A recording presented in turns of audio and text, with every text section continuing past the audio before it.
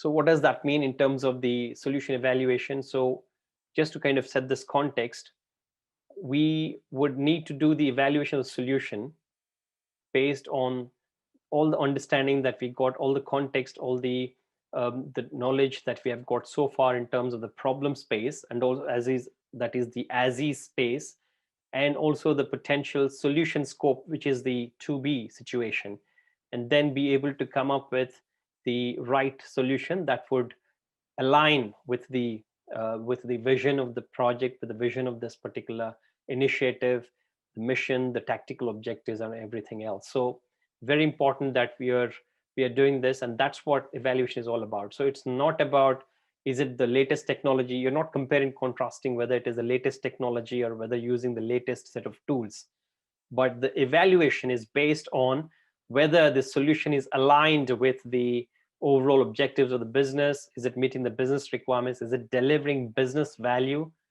And if so, what is the scope of the solution? That's the important bit. That is what we are trying to evaluate here.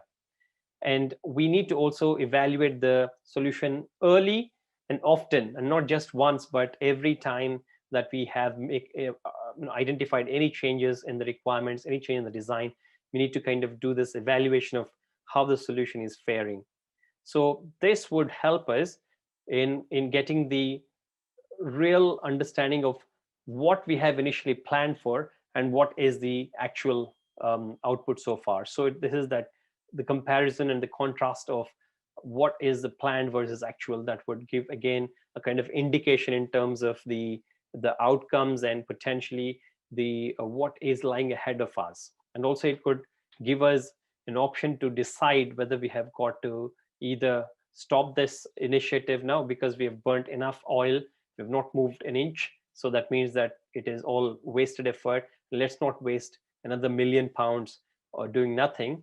Or you want to say that, yeah, we have done a lot, we're going the right direction, the speed is right, and we have got the right resources, so let's try and add more and more oil, more and more fuel into this, and try and increase the speed, and we can get to the destination quicker.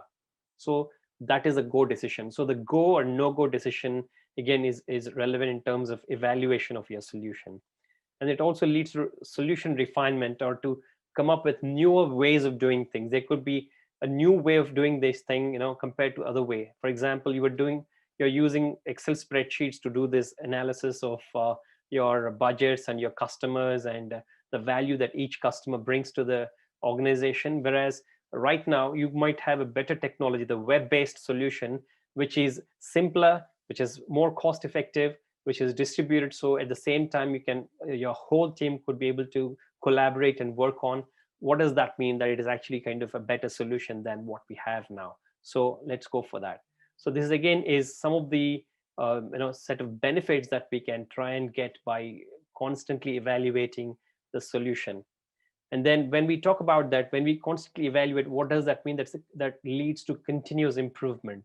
It's not just improvement once, but you continuously evaluate, you continuously improve, you continuously deliver, and that's a continuous loop that you get into, and that's where organizations and businesses achieve that sense of excellence. Because if you don't improve continuously, that means that there is stagnation, and that's it. Once you're in stagnate position, you would not be able to actually innovate. If you don't innovate, if you don't do anything new in the market, that means that there is no business, and your competitors would literally boggle you up. So it's very, very important. And then it can be done in different stages of development. Prototypes, so evaluation of the solution could be done by using prototypes or PoCs, proof of concept, proof of capability, proof of competence, whatever you call it as. It's called PoC, which is basically like you're doing a small bit of work, like a pilot, and then trying to release. And the same with pilot or beta release is same thing, that you don't really want to do the whole complex thing all at one go. Instead, you would just like to take one functionality or two, then work on that alone, try and add whatever you can to make it to a value that you can deliver to the end users, get the feedback on that, and then improve on it. So that's what is called the pilot, or even as what we call in agile, perennial beta. All these products are in perennial beta. That means they're continuously innovating, continuously improving and delivering their products. And operational releases are very important, because There again, you've got that complete product roadmap, which again has got that sense of release plan, major release, minor release, and then operational releases, or those releases which have got either bug fixes, updates, patches, and security aspects are being addressed. All of those need to be done as part of your product development. All of these are helping you to evaluate your solution in a much broader way, and then you are able to actually get your feedback